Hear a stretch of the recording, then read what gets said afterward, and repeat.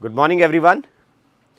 आज का ये वीडियो उन सभी यंगस्टर्स के लिए बहुत फ़ायदेमंद होने वाला है जो ग्रामीण परिवेश से आते हैं और आर्म फोर्सेस में अपना करियर बनाना चाहते हैं, स्पेशली कमीशन ऑफिसर के तौर पर। जी हाँ, मैं बात कर रहा हूँ एसएसबी एस्पिरेंट्स की, जो ग्रामीण क्षेत्र से आते हैं और आकर के एक बड़े भ्रम में खड़े हो जाते हैं आकर के। और वो भ्रम क्या होता है? भ्रम है मुझे इंग्लिश नहीं आती है। जी हाँ, अब आपको ये लग रहा होगा कि मैं इसे भ्रम क्यों कह रहा हूँ। आइए चलिए आज इस भ्रम को तोड़ने की कोशिश करते हैं।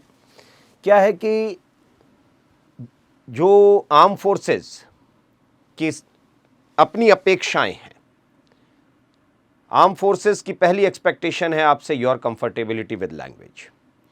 अब आर्म फोर्सेस ने ये नहीं कहा है कि इंग्लिश और Hindi, but we have all know कि जो ऑफिशियल लैंग्वेज है आर्म फोर्सेस की दैट इज इंग्लिश। तो इंग्लिश की वरीयता थोड़ी ज़्यादा है, मगर ये नहीं है कि इंग्लिश आती है। ये तो भाई बात ये कही गई है कि कंफर्टेबिलिटी विद लैंग्वेज। अब जो यंगस्टर्स इस भ्रम में है कि मैं ग्रामीण क्षेत्र से आता हूं, मुझे इंग्लिश नहीं आती है, वो उसको मैं क्यों कह रहा हूं कि ये सबसे बड़ा झूठ है। कि यही एक जो मन में भ्रम पाल रखा है, इसकी वजह से बहुत सारे बच्चे जो है डर जाते हैं।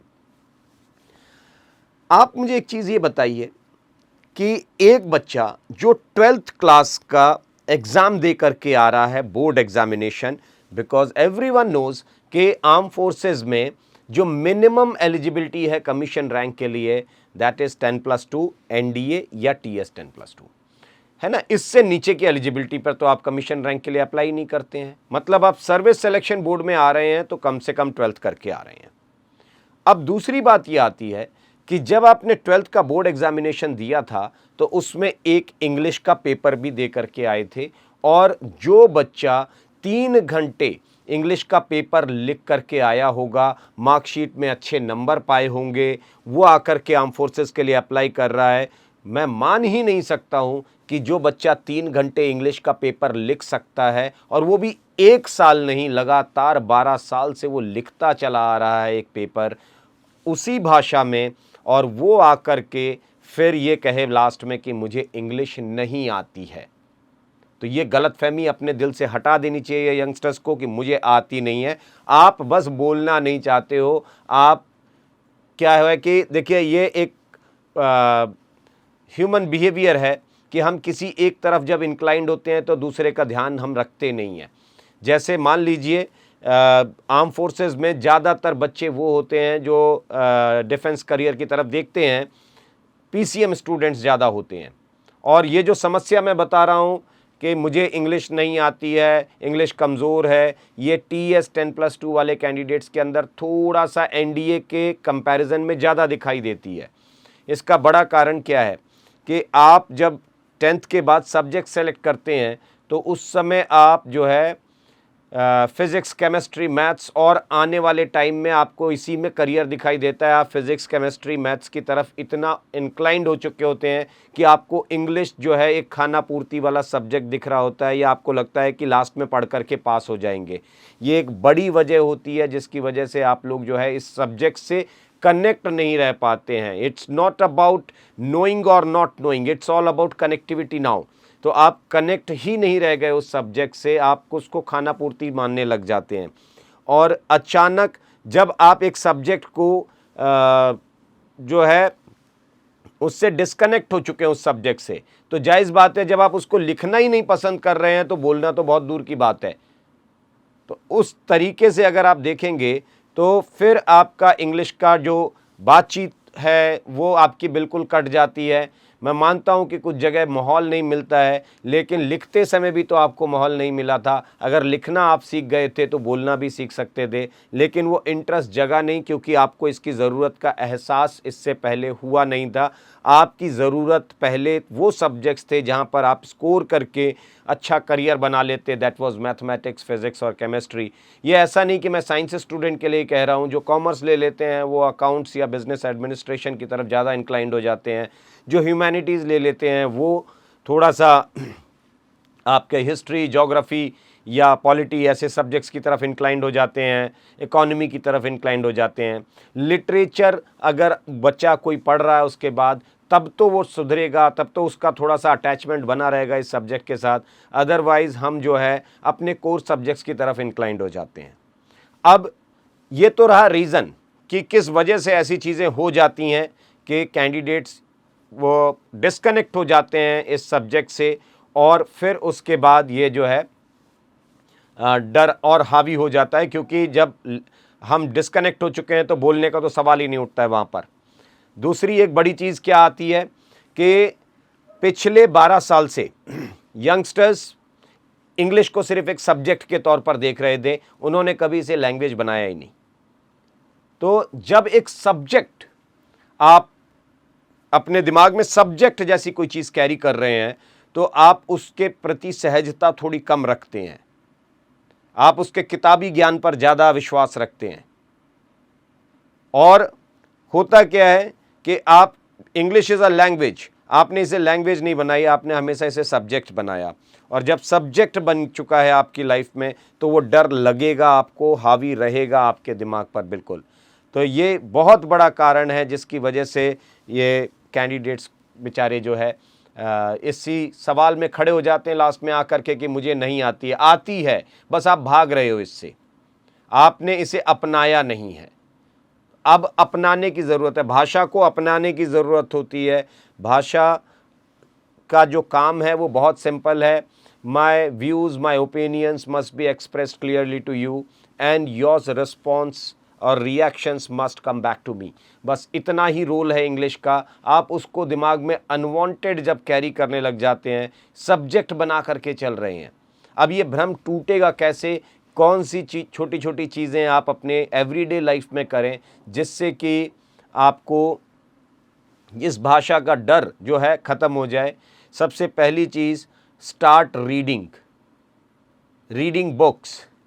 आप कोई भी अपने लेवल पर देखिए, कोई कैंडिडेट यहाँ खड़ा होता है, कोई उससे थोड़ा नीचे होता है, किसी को बिल्कुल नहीं आती है, कोई बिल्कुल बोलने से डर रहा होता है, किसी के बेसिक्स ही क्लियर नहीं है।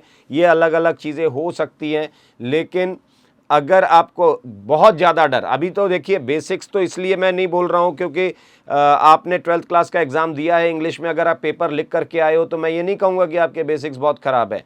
आपको बेसिक्स मालूम है, मगर उसको कहाँ अप्लाई करना है, एप्लीकेशन ऑफ योर एजुकेशन। तो आप अपनी एजुकेशन को अप्लाई नहीं कर पा रहे हैं सही जगह से, क्योंकि उसे आपने अपने जीवन का हिस्सा नहीं बनाया था। अब आपको हिस्सा बनाने की ज़रूरत है। So when you start practising कि मुझे किस तरीके से बात करना है, या मुझे अभी अब इस भाषा में शिफ्ट होना है, अगर मुझे अपनी भाषा में चेंजेस लाने हैं, हिंदी टू इंग्लिश स्विच होने की कोशिश कर रहे हैं, रीजनल लैंग्वेज से इंग्लिश में शिफ्ट होने की कोशिश कर रहे हैं, that will certainly take some time. आप जो है ओवरनाइट मिरेकल मत एक्सपेक्ट करना। इसमें प्रोसेस ये कहती है कि कम से कम 90 दिन आपको चाहिए होता है किसी नई आदत को बनाने के लिए।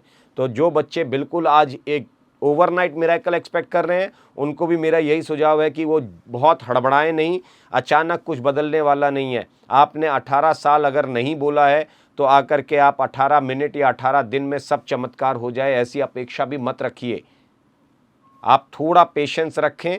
पेशेंस की कमी बहुत दिखाई देती है यंगस्टर्स के अंदर। सब कुछ ओवरनाइट मिरेकल, शॉर्टकट तरीका, ये जब चीज़ें आ जाती हैं दिमाग में कि आज नहीं हो रहा है, रोज़ उठ करके सोचोगे, इससे आपके मन में निराशावाद जो है ज़्यादा बढ़ता जाएगा, आप और निराश हो जाओगे। तो ये चीज़ें आगे चल करके और प्रॉब्लम करेंगी। एक बार आप इंग्लिश सीख भी गए, लेकिन आपका जो पर्सनालिटी है वो कुछ और ही नज़र आ रहा होगा, तो फिर इसका कोई फ़ायदा नहीं होगा। स्टार्ट बीइंग फैमिलियर टू और start becoming familiar to this language fast. और फैमिलियर होने के लिए सबसे पहली चीज़ क्या है?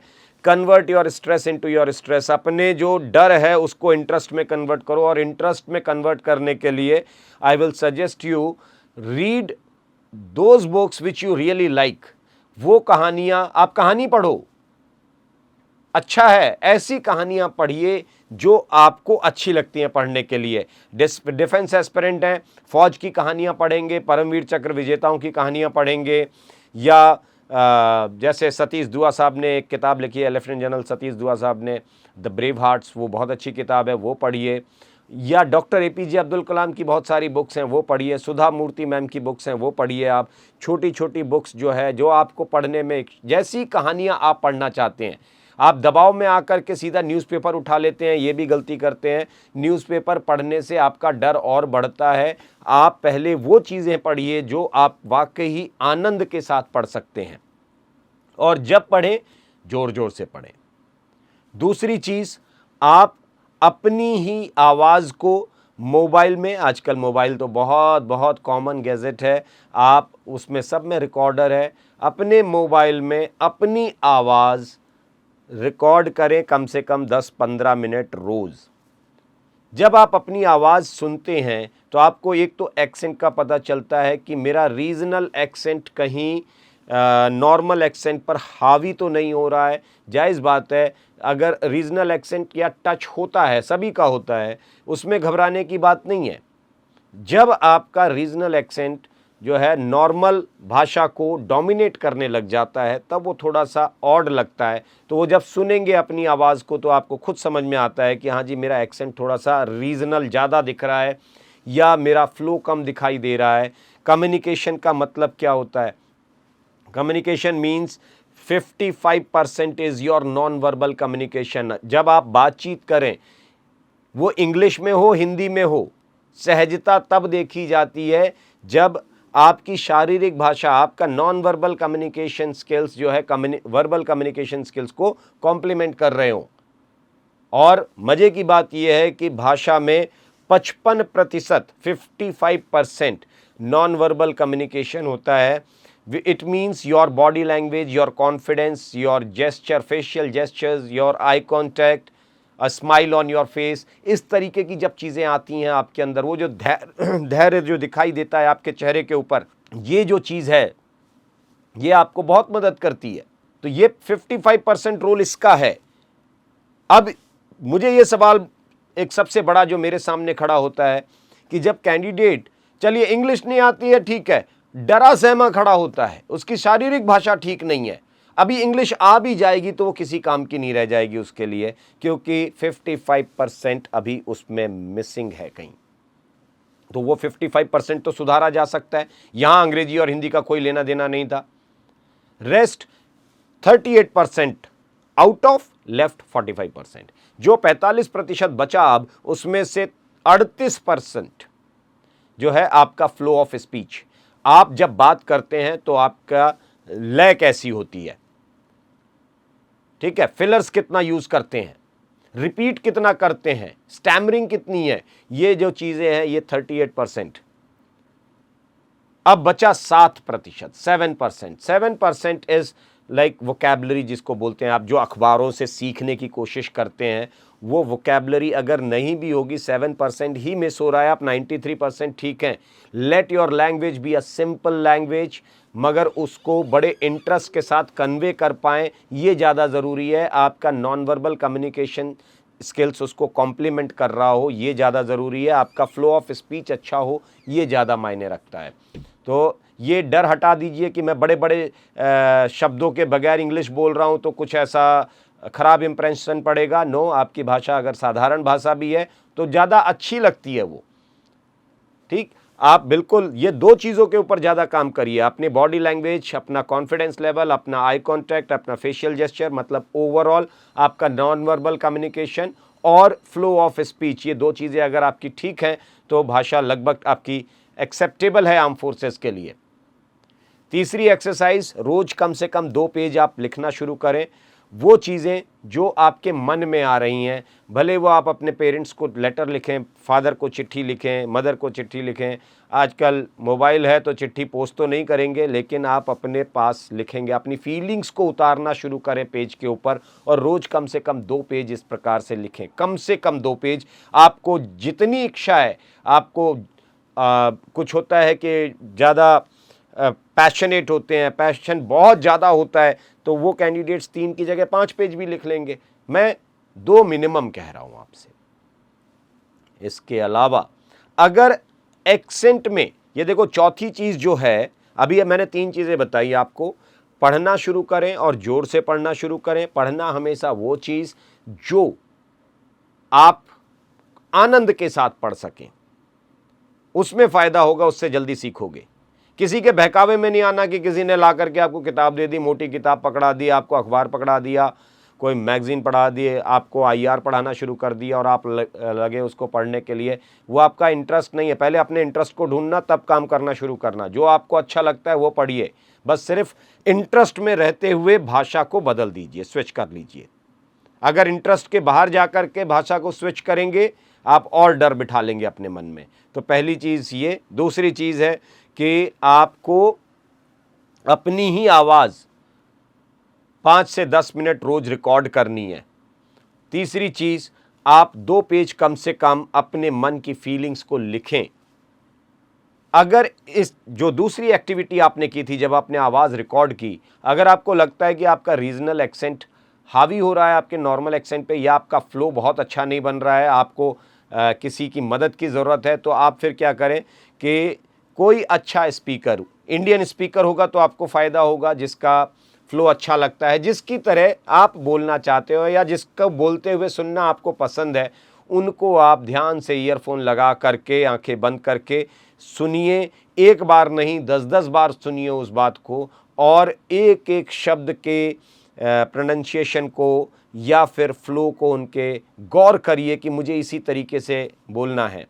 तो उस प्रकार से आप इसको सीख सकते हैं। आजकल हालांकि एआई सपोर्टेड बहुत सारे ऐप्स भी आ चुके हैं, तो आप उनकी भी मदद ले सकते हैं, जिनमें आपको परसेंटेज वाइज बताया जाता है कि हाँ जी, आप फिलर्स इतना यूज़ करते हैं, आप रिपीट इतना करते हैं, स्टैमरिंग आपकी इतनी है। तो वहाँ पर भी आप एआई सपोर्टेड ऐप्स हैं आजकल, आप उनकी भी मदद ले सकते हैं। लेकिन ये डर कभी मन में मत बिठाइए कि मुझे इंग्लिश नहीं आती है। आप सबको आती है इंग्लिश। आप इतना इम्तिहान दे करके आए हैं, आप लिख के पास हो करके आए हैं। अब सिर्फ बोलने की बारी होती है और आप डर बिठा लेते हो, और फिर आप उठ के खड़े होना नहीं जानते हो, प्रयास ही करना छोड़ देते हो, जैसे पता नहीं आपने कितनी बड़ी गलती कर दी। No, it is not a mistake, you missed it some way. You missed it because of some, I will never say it is carelessness. It is your focus to some other field, some other subject, जिसकी वजह से आप थोड़ा सा divert उस तरफ हो गए या डेविएट हो गए, या सबको संभाल के नहीं रख पाए, आप एक तरफ इंक्लाइंड हो गए, ज़्यादा बेहतर यही रहेगा कहना। और दूसरा, आपने इंग्लिश को हमेशा एक सब्जेक्ट माना था। अब आपके पास वो वक्त आ गया है जब इसे सब्जेक्ट से ज़्यादा लैंग्वेज मानने की कोशिश करें। उम्मीद करूंगा कि आज की बात आपको समझ में आ गई होगी, और ये जो डर है आपके मन का कि मुझे इंग्लिश नहीं आती है, ये अब हट गया होगा। Wish you very good luck, stay fit, stay healthy.